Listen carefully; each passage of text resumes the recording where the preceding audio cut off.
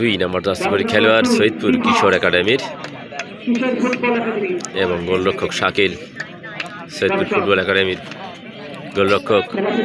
দেখা যাক গোলটিকে সেভ করতে পারে কিনা। ওয়াও, অসাধারণ একটি শাকিল এই সৈয়দপুর ফুটবল একাডেমির গোলরক্ষক সুন্দর একটি সেভ দিয়েছেন।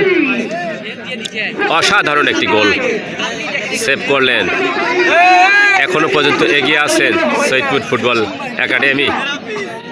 আবারও সৈয়দপুর ফুটবল একাডেমির সেই সুনামধর্মী খেলোয়াড় যার কথা না বললেই নাই, পুরাতন চালের ভাতে বাড়ে 7 জার্সি নাম্বার শিপন।